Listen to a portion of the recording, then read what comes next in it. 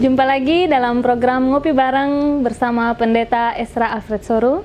Dan hari ini kita kedatangan seorang tamu spesial, adalah seorang dokter, dan untuk wawancara dan diskusi selanjutnya akan langsung dipandu oleh Bapak Pendeta Esra.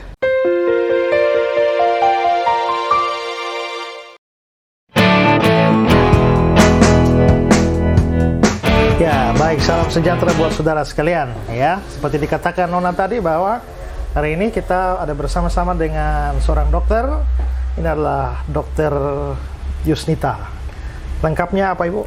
Arianti Yusnita. Arianti Yusnita. Dokter Arianti Yusnita ini adalah dokter di Rumah Sakit Carolus Borromeus di Kupang sini ya. Ya. Dan terima kasih Ibu sudah hadir dalam program ini. Nah, saudara-saudara, kita memang sekarang kan masih ramai dibicarakan soal masalah COVID-19 ini atau juga virus corona, dan kami masih mau tetap mengupdate seluruh informasi dan juga pengetahuan bagi saudara-saudara, dan karenanya kita bersama-sama dengan Dr. Nita pada hari ini untuk bercakap-cakap seputar masalah ini.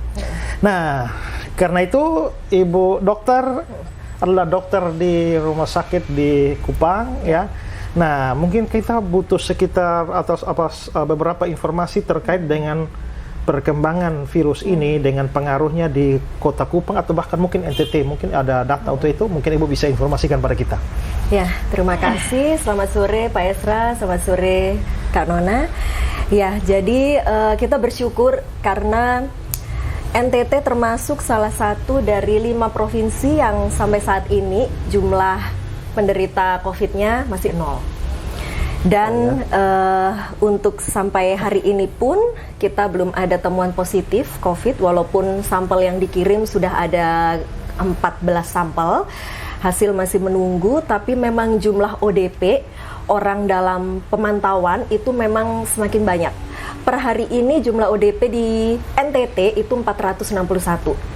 ODP ini artinya mereka yang habis bepergian dari daerah red zone atau dari luar negeri dan sudah ada gejala berupa demam atau batuk ringan.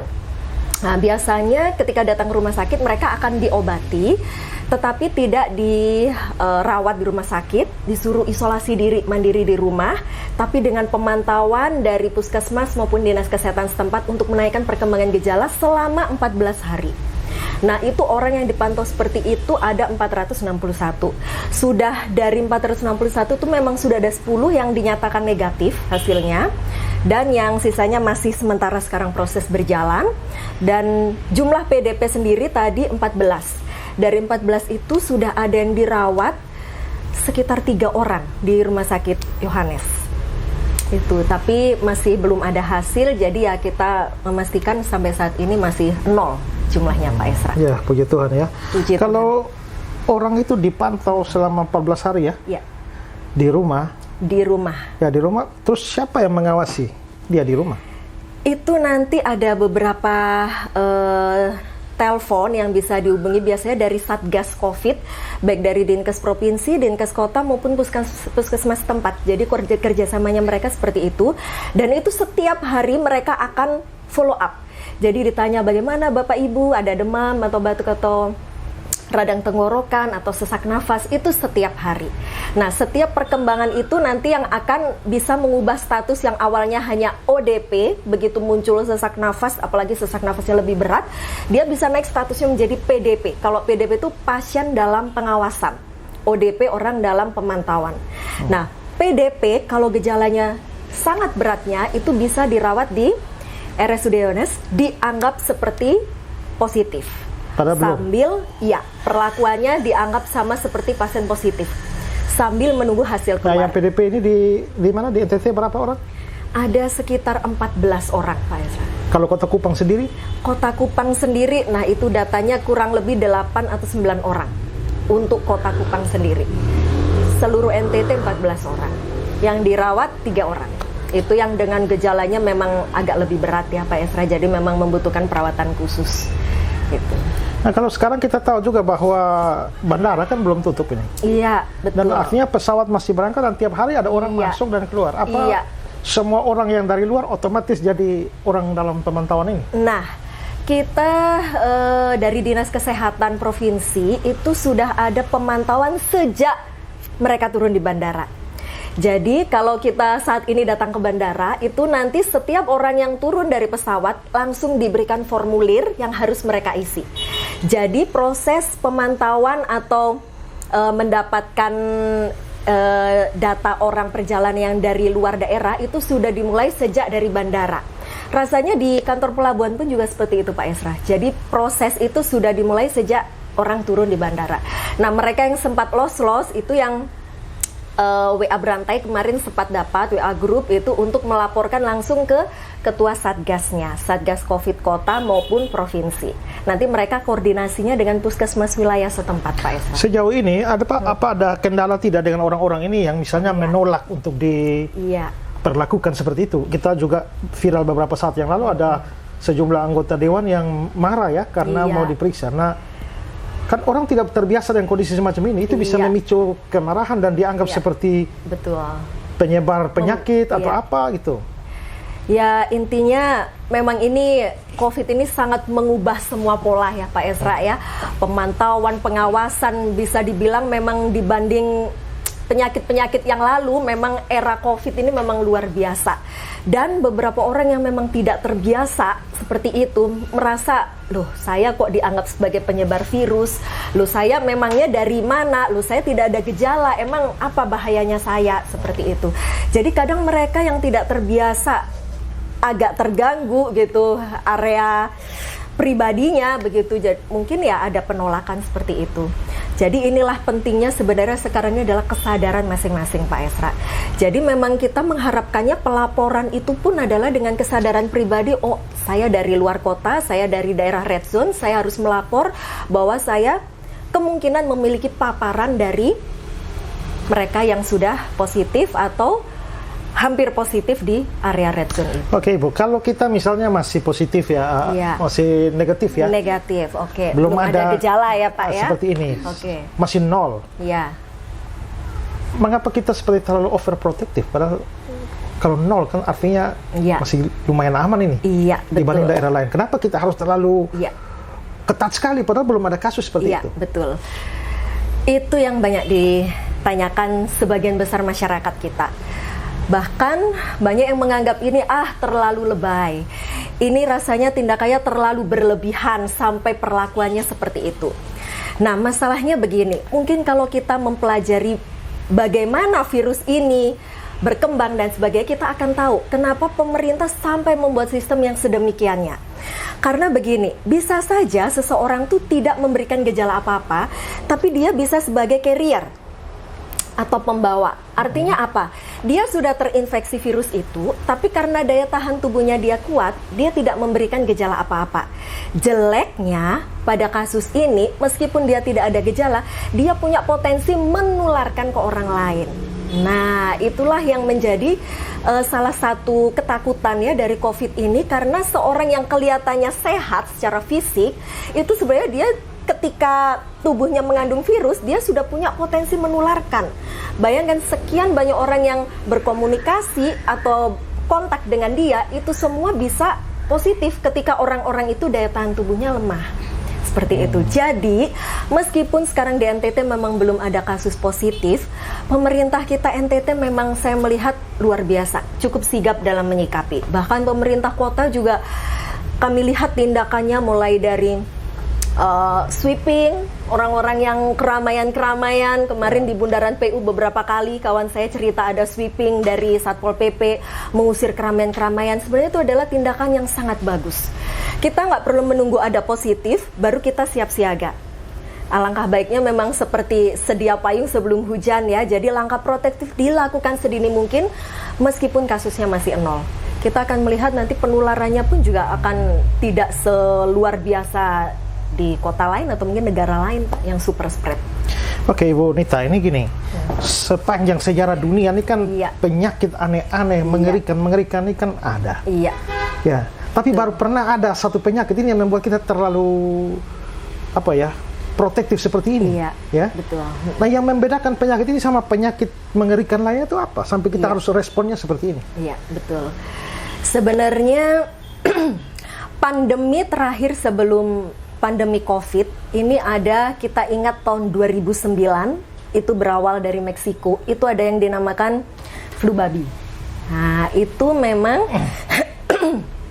awalnya dari hewan, tapi virus bermutasi akhirnya menginfeksi manusia.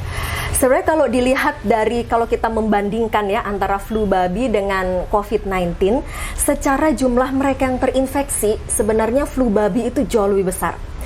Mereka, virus flu babi itu H1N1 itu bahkan diperkirakan bisa kurang lebih menginfeksi 800 juta sampai 1,4 miliar populasi manusia di dunia tahun 2009. Dengan angka kematiannya kurang lebih 300.000 sampai 575.000. Angka kematiannya memang kecil, kalau di rata-rata kurang lebih 0,2%.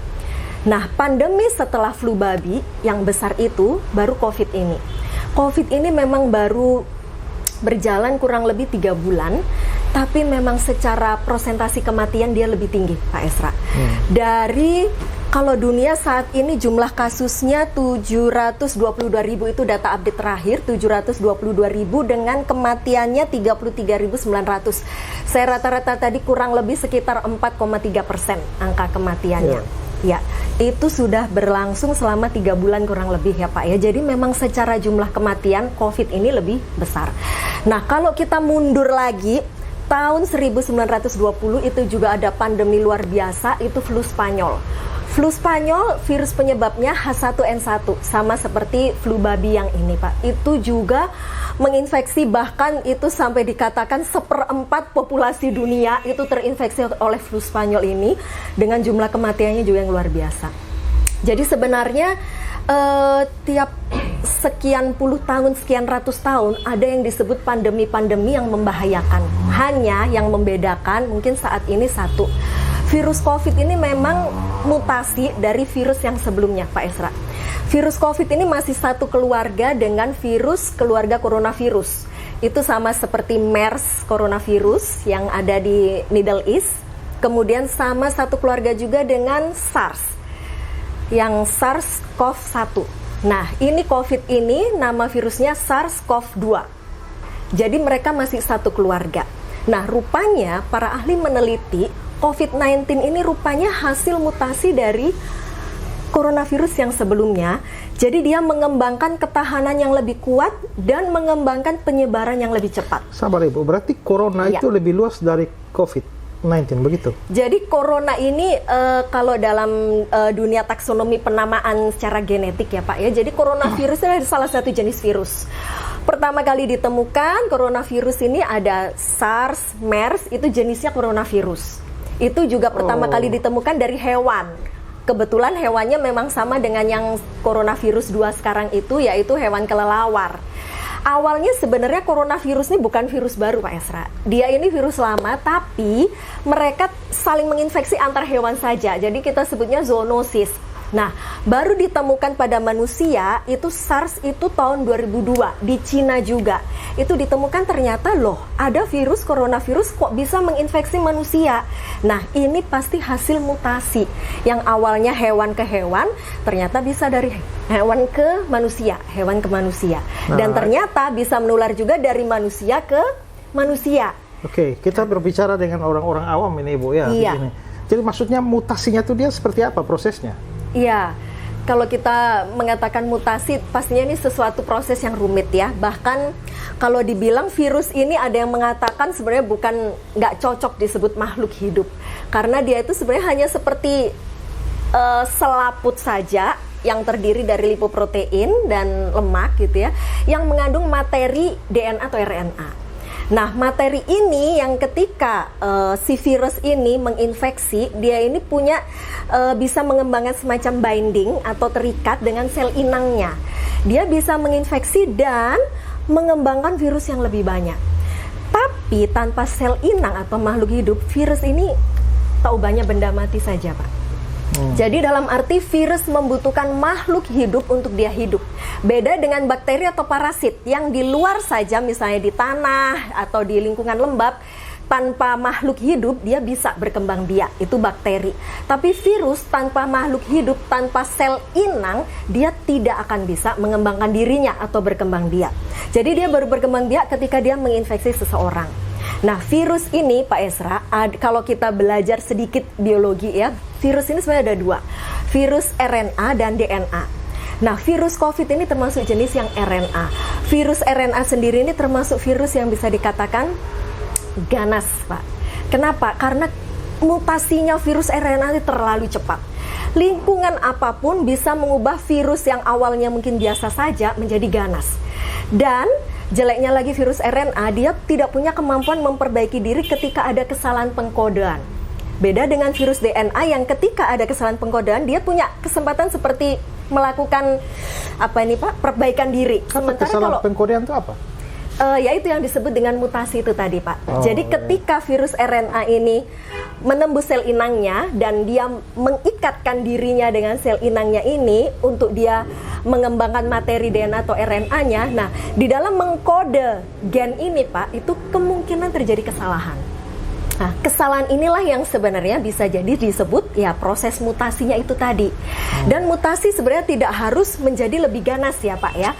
Banyak juga virus yang bermutasi menjadi lebih tidak berbahaya atau lebih tidak ganas. Jadi tidak harus disamakan kalau istilah mutasi itu selalu virus ini menjadi lebih jahat atau lebih berbahaya. Karena justru sebenarnya beberapa mutasi yang membuat virus ini menjadi jauh lebih berbahaya atau lebih jahat, saking jahatnya sampai dia mungkin lebih mengakibatkan kematian secara cepat, justru sebenarnya tidak terlalu berguna buat virus ini. Kenapa? Kesempatan dia untuk beregenerasinya jadi sempit sekali, Pak. Seperti itu. Jadi sebenarnya mutasi ini bisa terjadi dalam lingkungan apapun, Pak, yang membuat virus ini salah mengkode, bermutasi, mengembangkan kekuatan yang lebih kuat secara penyebaran atau ketahanan yang lebih tinggi, bisa terjadi. Pengaruh faktor apa? Faktor lingkungan. Seperti itu, radikal bebas di sekitar. Nah, tadi dikatakan bahwa kalau dia ketemu makhluk hidup, dia jadi hidup gitu ya? Jadi berkembang, bisa berkembang ya? Berkembang biaknya membutuhkan sel inang atau makhluk hidup. Nah, kalau misalnya gini, dia virus ini lalu terkena pada saya. Iya. Lalu saya mati. Iya. Apakah masih bisa menularkan? Iya. Bagaimana nasib virus itu dalam tubuh saya yang sudah mati? Iya. Dia bisa tetap di situ atau dia otomatis mati juga? Ketika seseorang yang terinfeksi virus apapun ya Pak ya, bukan hanya COVID, dan seseorang itu meninggal, sangat bisa dipastikan bahwa virus itu pun ikut mati. Karena dia membutuhkan sekali lagi sel inang yang hidup untuk dia berkembang biak. Nah, tapi kenapa sekarang pemerintah dan dunia WHO menerbitkan protokol bahwa jenazah pun itu hanya 4 jam di luar, tidak boleh kontak bahkan dengan keluarga, dengan pasangan, hanya untuk dilihat, dipegang, tidak bisa. Karena begini, mungkin virusnya memang ada kemungkinan mati, tapi itu pun membutuhkan waktu beberapa jam untuk dia mati, Pak Esra. Bahkan virus corona ini sudah diteliti oleh beberapa ahli, dia menempel di permukaan plastik pun dia bisa bertahan 72 jam, 3 hari. Menempel pada stainless, logam, kemudian pada kardus, materi kertas, itu virus ini bisa tahan 24 jam. Nah, menempel pada pakaian, terutama pakaian korban, barang-barang korban, nah itu tergantung si korban ini menggunakan barang apa saja. Nah, jadi sebenarnya yang diwaspadai adalah betul korbannya sudah meninggal, dia sudah tidak punya potensi menularkan lagi lewat droplet yang dikeluarkan. Tapi benda-benda yang di sekitarnya, bahkan tubuhnya sendiri, kalau misalnya dia habis batuk segala macam, sangat berpotensi menjadi tempat media penempelan si virus ini tadi, Pak.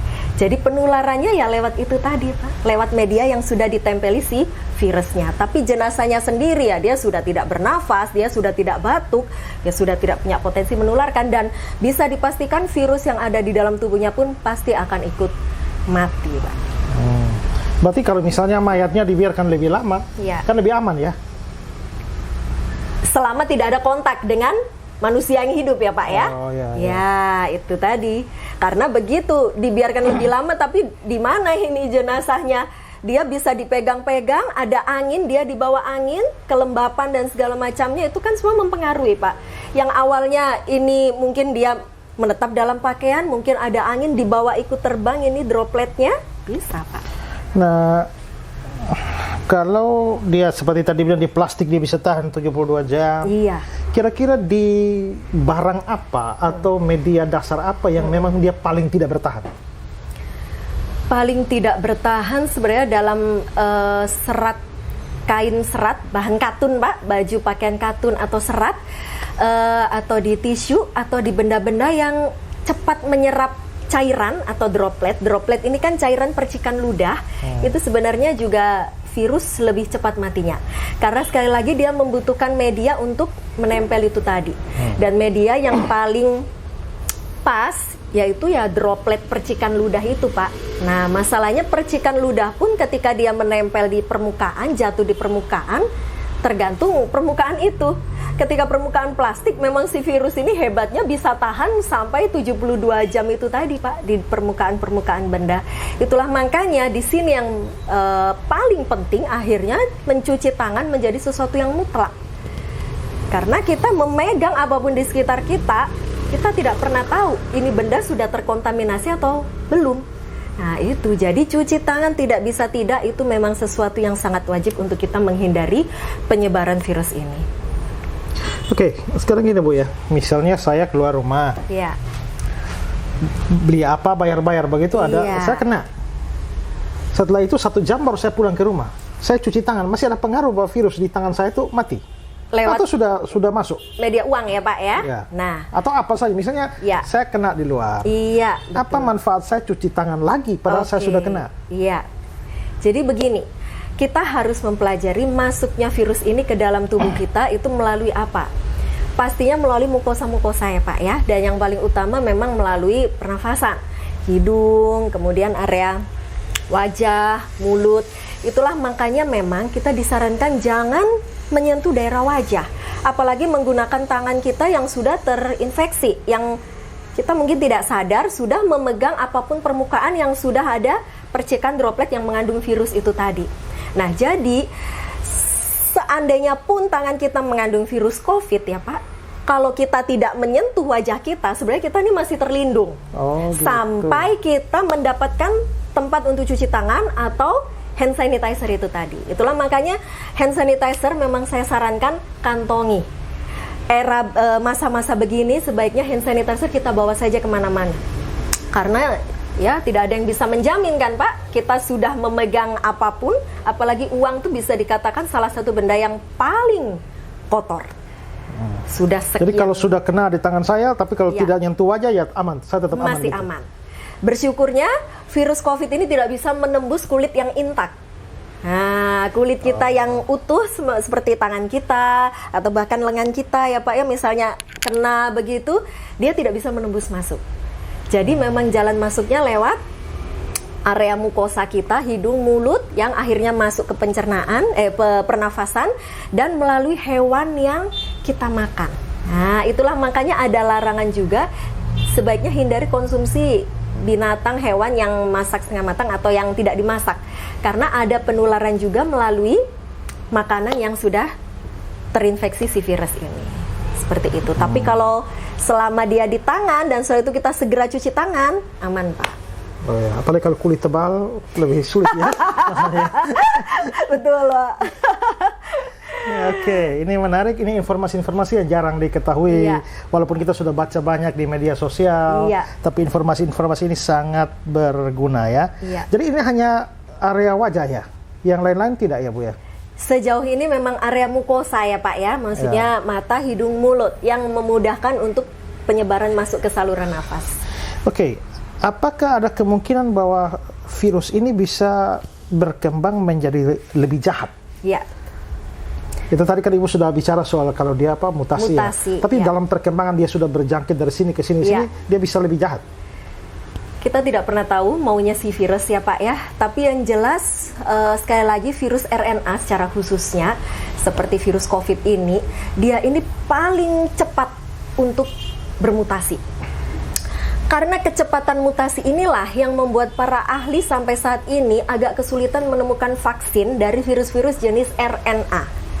Nah, virus-virus RNA ini sulit ditemukan vaksinnya sebenarnya bukan karena para ahli tidak berhasil menemukan, bisa, tapi pada saat si ahli sudah menemukan vaksin yang cocok untuk virus tipe itu, tidak lama dia bermutasi lagi ke jenis lain yang sudah tidak cocok lagi dengan jenis vaksin yang ditemukan. Itulah makanya dengan kecepatan perkembangan mutasi dari si virus ini, virus RNA ini termasuk jenis virus yang paling sulit untuk dibuat atau diciptakan vaksinnya. Contoh lagi adalah virus RNA adalah virus HIV/AIDS. Sampai saat ini tidak ada peneliti yang berani mengklaim dirinya sudah menemukan vaksin HIV/AIDS. Memang kabarnya sedang diteliti terus, tapi sampai detik ini pun belum ada. Nah, itulah yang membuat para ahli peneliti ini agak kelimpungan ketika virus yang menyebar adalah jenis-jenis virus RNA yang kecepatan mutasinya luar biasa. Dan setelah ini mutasi seperti apa lagi kita tidak tahu, Pak. Bisa jadi lebih ganas, bisa jadi lebih tidak ganas. Itulah tadi kita tidak bisa menebak semau-maunya si virus ini mengembangkan dirinya ke arah mana. Pada waktu tadi Ibu bicara soal adanya pandemi beberapa tahun yang lalu, kan dari keluarga virus yang sama. H1N1. Flu Spanyol tahun 1920 virusnya H1N1 itu jenis virus influenza. Kemudian flu babi 2009 pandemi juga itu jenisnya juga sama H1N1. Nah, baru itu tahun 2000 yang keluarga coronavirus itu SARS dan MERS ini itu tahun SARS ini tahun 2012. 2002. Tapi WHO belum menyatakan sebagai pandemi. Mengingat bahwa dari jumlah kasusnya dan negara yang terdampaknya tidak sebanyak COVID. Jadi menentukan bahwa suatu penyakit itu pandemi itu sudah ada hitungan statistiknya, Pak. Dari jumlah kasusnya, dari kecepatan penyebarannya, dan dari jumlah negara-negara yang terdampak. Makin banyak negara yang terdampak, WHO tidak akan menunda untuk menyatakan bahwa penyakit itu adalah suatu pandemik. Dan pandemik terakhir sebelum pandemik COVID ini sebenarnya adalah pandemik flu babi. SARS dan MERS tidak sampai dinyatakan pandemik oleh WHO. Oke, Ibu Dokter, saya punya satu pertanyaan juga. Kan kalau di data, menurut data, memang ada yang meninggal, tetapi ada juga yang sembuh. Iya, betul. Berarti kan sebenarnya ada harapan. Iya. Itu bagaimana kira-kira? Iya, betul sekali. Sembuh karena apa? Iya, baik. Ya, sekali lagi kalau kita bicara data, kita memang perlu melihat angka kematian COVID dunia ini hanya di kisaran 4,3%. Artinya 95,7% itu bisa dipastikan sembuh. Nah, memang penyembuhan dari virus dari penyakit COVID-19 ini memang butuh waktu minimal 1 minggu, itu minimal. Tapi memang satu harapan bahwa angka sembuhannya cukup tinggi lah, seperti itu. Nah, kenapa bisa sembuh? Satu, sekali lagi, dimanapun yang namanya penyakit penyebabnya virus, itu yang paling utama itu adalah daya tahan. Daya tahan dari si penderita ini harus baik, harus bagus. Itu untuk melawan dan membunuh virus-virus ini. Dan yang kedua, kita bersyukur bahwa sudah ada antivirus yang dikembangkan, merek patennya Avigan ya, itu isinya suatu antivirus Favipiravir, itu sudah dikembangkan menjadi obat bagi penyakit COVID-19 itu. Nah, jadi ini mulai diberikan memang pada pasien-pasien. Dan yang ketiga, dengan vitamin. Jadi ada vitamin, suplemen vitamin C yang diberikan yang untuk membantu penyembuhan, pemulihan dari si pasien. Dan tentunya dengan isolasi di rumah sakit atau istirahat, itu yang membuat satu harapan bahwa kesembuhan itu sangat amat mungkin terjadi. Dan kita bersyukur saat ini di dunia maupun di Indonesia jumlah angka bergerak yang menuju sembuh, mereka yang pasien yang dirawat yang akhirnya sembuh, bahkan kemarin di Kota Malang itu dari kesemua yang dirawat itu semuanya positif sembuh. Kita bersyukur bahwa tetap ada harapan untuk orang-orang ini pulih atau sembuh.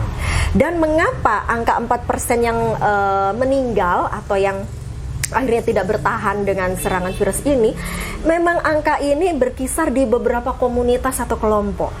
Yang pertama adalah komunitas lansia, yaitu usia 50-60an ke atas. Itu memang bisa dikatakan kelompok yang paling rentan terhadap terinfeksinya virus ini. Dan yang kedua itu adalah kelompok perokok. Nah, memang rokok sendiri sudah jelas terlalu banyak penelitian yang membuktikan bahwa rokok sendiri sangat menurunkan daya tahan tubuh seseorang. Itu rupanya komunitas perokok yang terserang yang sampai akhirnya mereka meninggal itu juga cukup tinggi. Itu. Kemudian yang ketiga adalah mereka yang sudah memiliki penyakit bawaan. Kita sebutnya penyakit komorbid, seperti mereka yang dengan gangguan paru kronis, mereka yang dengan penyakit diabetes atau sakit gula, mereka yang dengan gangguan jantung, gangguan yang sudah mereka alami, penyakit kronik degeneratif, itu memang menjadi kelompok yang memang cukup rentan untuk menyebabkan sampai kematian. Berarti kalau orangnya diabetes, ya, sudah tua, merokok lagi, sudah bisa dipastikan potensi sembuhnya atau angka harapan hidupnya memang kecil sekali. Seperti itu. Tetapi kalau sembuh, tapi katanya akan berpengaruh juga tetap ke paru-parunya. Jadi tidak sembuh total. Sebenarnya kalau dibilang sembuh total, kalau dalam arti virusnya sudah tidak ada, itu bisa dipastikan 100% sembuh total. Dalam arti memang begitu swab untuk hari yang kesekian untuk dilihat di laboratorium itu memang sudah negatif, tidak mengandung virus lagi. Tapi memang dampaknya itu ya ini masih wacana juga, walaupun sudah ada peneliti atau dokter juga yang menyatakan bahwa sekalipun seseorang yang sudah terinfeksi penyakit COVID itu sembuh, paru-parunya memang kapasitasnya sudah tidak maksimal atau optimal. Nah, itu sekali lagi tergantung dari satu, daya tahan seseorang, kemudian yang kedua memang virus yang masuk seberapa banyak menyebabkan istilahnya gangguan pada paru-parunya, dan yang ketiga memang seberapa besar luas paru-paru yang dirusak oleh si virus ini. Makin cepat dia sembuh, memang area paru-paru yang dirusak memang lebih sedikit. Makin lama dia sembuh, akhirnya ya virus yang menyebar, kemudian organ tubuh yang diserang, dalam hal ini paru-paru yang makin banyak. Nah, berupa apa? Memang beberapa meneliti memang berupa nafas yang tidak seoptimal dulu, seperti itu. Ada yang mengatakan mulai paru-parunya ya terbentuk jaringan dan sebagainya. Tapi sekali lagi, ini masih istilahnya masih berupa hipotesa ya atau wacana ya, dalam arti memang membutuhkan penelitian yang lebih lanjut daripada pasien-pasien yang sudah sembuh ini, bagaimana dengan kapasitas nafas mereka. Jadi dalam arti saya belum berani terlalu menyimpulkan kata si ahli ini, tapi memang perlu diteliti dibandingkan ketika dulu dia masih sembuh, apakah berpengaruh secara signifikan terhadap kemampuan pernafasannya, seperti itu. Oke, kita sekarang ini melakukan social distancing dan seberapa efektif itu ya kalau kita hanya 2 minggu ke depan katanya begitu, lalu setelah 2 minggu manfaatnya begitu ya Pak ya? Ya, baik. Bahkan misalnya gereja-gereja kita ibadah online katanya 2 minggu ya, walaupun diperpanjang, tapi kalau cuma sebatas itu terus selanjutnya kalau dia belum selesai, betul. Efektifnya apa? Iya, betul. Ya, sebenarnya kalau kita bicara social distancing itu sebenarnya 2 Pak Esra. Yang pertama adalah membatasi diri kita untuk ke keramaian atau kerumunan massa. Yang kedua adalah membatasi kontak langsung. Nah, kalau yang membatasi ke keramaian atau kerumunan itu yang sekarang sudah diterapkan seperti work from home, kerja di rumah, kemudian sekolah di rumah, ibadah di rumah, itu adalah untuk membatasi keramaian atau kerumunan. Nah, yang kedua sebenarnya yang kita juga tidak bisa lupakan ada pembatasan kontak. Dalam beberapa kasus kegiatan yang tidak mungkin dihindari, contohnya saja ketika saya harus berobat ke dokter atas suatu penyakit yang saya tidak bisa tahan. Nah, mau tidak mau saya akan ketemu dengan beberapa orang dalam satu rumah sakit itu. Nah, social distancing yang diterapkan adalah menjaga jarak 1-2 meter. Kalau kita pada posisi yang sakit ya Pak ya kita sadar dirilah untuk tidak terlalu dekat dengan orang-orang ini. 1-2 meter itu adalah batas yang memang ditetapkan yang cukup aman untuk membuat orang lain tidak tertular oleh virusnya kita. Nah, jadi dengan social distancing ini sebenarnya kita ini berusaha bagaimana virus ini tidak menyebarnya terlalu cepat Pak. Sebenarnya kalau mau dibilang apakah dengan social distancing penularan tidak terjadi? Tidak juga Pak. Yang namanya penyebaran kuman, penularan tetap terjadi. Hanya bisa dibatasi dalam lingkup yang kecil. Mengapa? Karena bayangkan sekarang orang yang awalnya ramai-ramai dia di rumah. dia mungkin hanya dengan beberapa anggota keluarga saja. Yang harusnya dia dengan kerumunan dia bisa menularkan begitu banyak orang, begitu prinsip from home itu tadi, di rumah, karantina, isolasi, dan social distancing, virus ini kan menyebarnya tidak kemana-mana, Pak Esra. Nah, mungkin dia hanya menginfeksi kelompok kecil itu saja, dibandingkan dengan kelompok luas, kerugiannya lebih besar. Nah, sejauh mana social distancing diterapkan, memang sampai saat ini, dunia dan pemerintah ini masih belum bisa menemukan jawabannya. Dibuat 2 minggu karena itu tadi Pak, masa inkubasi virusnya ini kan memang 1-14 hari. Dalam 2 minggu ini bisa terjadi apapun seperti itu. Jadi untuk menekan supaya virus ini tidak menyebar dan menyebabkan penularan ke lebih banyak orang, pembatasan itu perlu dilakukan. Karena begitu social distancing tidak dilakukan, Pak, kuman ini menyebarkan ke banyak orang yang belum sembuh, belum selesai dirawat, rumah sakit menerima lebih banyak pasien lagi dan tidak bisa dihindari. Nah, itu nanti akan terjadi chaos yang luar biasa. Seperti itu. Jadi sebenarnya ini hanya untuk menekan penyebarannya saja, Pak. Oke, gini, Ibu. Kita kan, apalagi kita di wilayah timur, itu berjabatan tangan, apalagi berciuman. Ini baru kita cium bukan kayak cipika-cipiki, tapi langsung hidung sama hidung. Betul. Ada orang nikah, orang meninggal. Nah, saya mau tanya ini.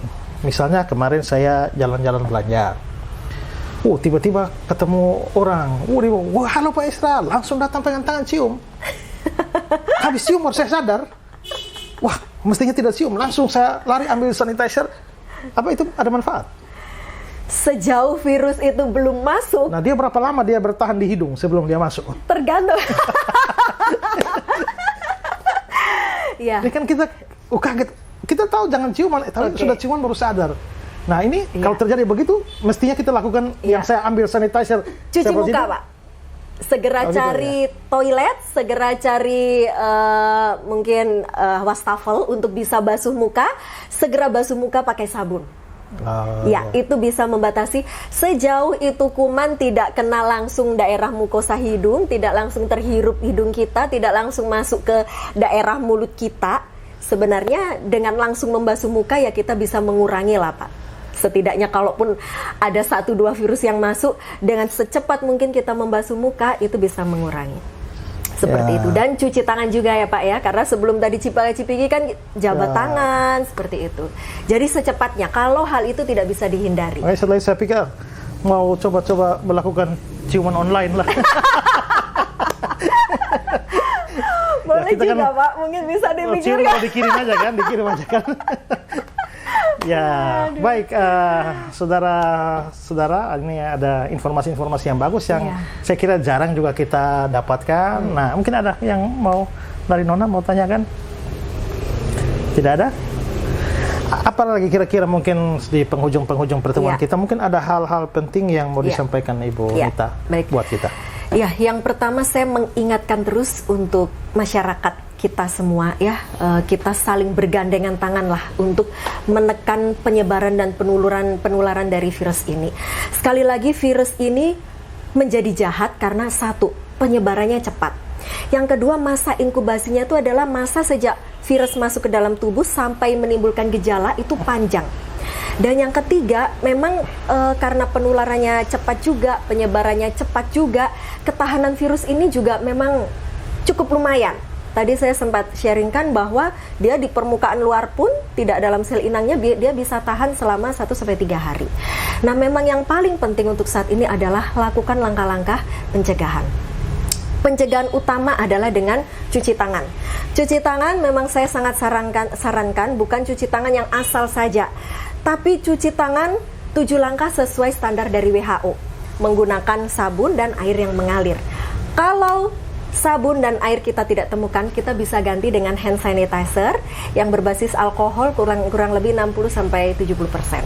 Nah, yang kedua adalah ketika kita batuk, mohon kita sadar diri untuk menutup dengan lengan kita. Sekali lagi, itu adalah etika batuk bersin yang sangat amat baik dan membuat kita tidak menularkan ke banyak orang. Tutup dengan lengan, atau sekiranya batuk kita terlalu parah, kita bisa ganti dengan masker. Nah, masker ini memang sebaiknya digunakan pada mereka yang sakit saja. Sedangkan orang yang sehat, kecuali petugas kesehatan, tidak perlu menggunakan masker. Nah, jadi masker hanya untuk orang yang sakit. Hanya sekarang masalahnya menjadi rumit. Mengapa? Ketika kita ke tempat umum, Pak, kita tidak tahu orang-orang ini sehat atau tidak. Nah, biasanya memang untuk perlindungan it's okay menggunakan masker. Tapi kalau di rumah saja kondisi kita sehat dan saat ini kita sudah menerapkan semua dari rumah, tidak perlu sebenarnya masker. Biarlah itu masker untuk para petugas kesehatan yang memang setiap hari bertemu dengan mereka yang sakit. Kemudian yang ketiga, memang sebisa mungkin hindari kontak fisik dengan orang. Jabat tangan, berpelukan, cipika-cipiki, cium hidung tradisi kita, hindari dulu. Karena memang membuat potensi penularannya menjadi tinggi. Karena itu tadi kan secara kontak langsung kita tidak tahu mereka membawa droplet yang sudah terinfeksi ataukah tidak. Nah, kemudian yang keempat juga, hindari sementara makan binatang atau hewan yang tidak dimasak. Karena rupanya bisa juga menginfeksi lewat pencernaan, lewat makanan yang dimakan, itu juga bisa. Jadi sebaiknya hindari dulu.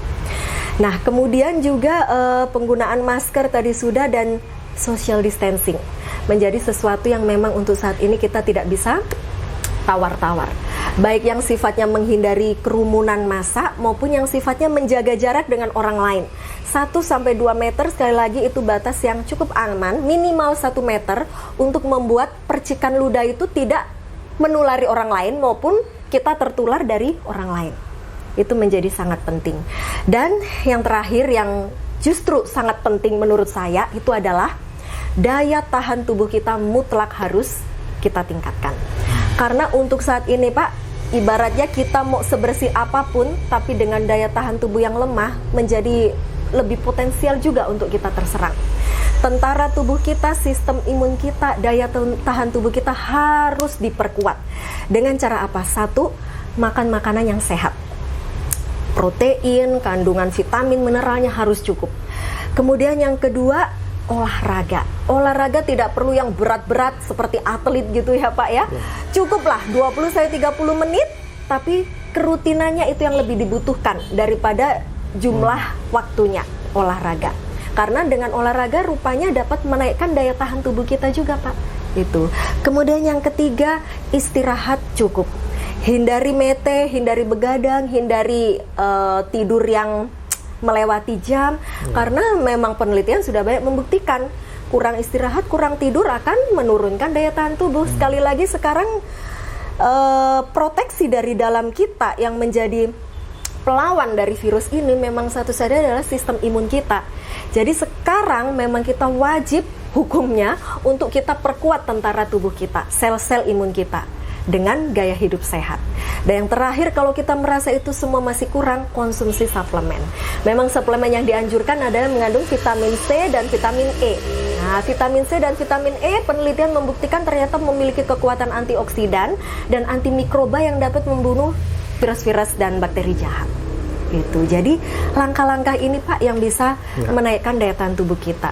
Dan tentunya menghindari stres juga ya, Pak ya. Saya lupa yang terakhir, stres, depresi, kecemasan, kepanikan itu tanpa sadar sebenarnya juga membunuh daya tahan tubuh kita. Sebenarnya era-era seperti ini bisa dikatakan orang yang panik, orang yang cemas, orang yang takut, orang yang stres karena COVID mungkin jumlahnya lebih banyak. Mereka tidak sadar bahwa ternyata yang namanya penyakit psikis itu sangat menurunkan kekebalan tubuh mereka. Jadi ya benar kata Alkitab ya, Pak ya, hati yang senang itu sebenarnya adalah obat, Pak. Tidak perlu khawatir atau cemas berlebihan. Oke, nanti ini betul-betul terakhir Ibu Nita. Ini khusus mungkin untuk lokal Kupang. Ibu sebagai tenaga medis, kita masyarakat atau jemaat Tuhan, selain melakukan semua upaya pencegahan, kira-kira apa sih sumbangsi kita masyarakat atau jemaat gereja Tuhan untuk mendukung tenaga-tenaga medis? Itu kira-kira apa yang kita bisa lakukan selain berdoa, selain social distancing atau jaga kesehatan? Kita sumbangsi kita apa sebenarnya kira-kira yang dibutuhkan tenaga medis yang bisa kita bantu? Sekiranya Bapak Ibu dan Kakak semua memiliki kesempatan untuk ya berbagilah dengan para tenaga kesehatan. Memang yang saat ini paling kami butuhkan adalah APD, alat perlindungan diri, Pak Esra. Ya. Itu memang wah luar biasa. Masker, kemudian baju pelindung, hand sanitizer, perlengkapan-perlengkapan seperti Google dan sebagainya itu menjadi sesuatu yang saat ini sangat diburu. Dan yang sebenarnya cukup membuat kami prihatin, kami sempat melihat beberapa foto mereka orang awam itu berbelanja ke supermarket, ke pasar, itu menggunakan APD lengkap. Mulai dari atas face shield, kemudian Google, masker, baju yang seperti baju astronot, kita sebutnya itu baju hazmat, Pak, sarung tangan, masker. Itu kami sebenarnya agak sakit hati melihat itu, Pak. Karena sesungguhnya itu benda yang saat ini kami paling butuhkan.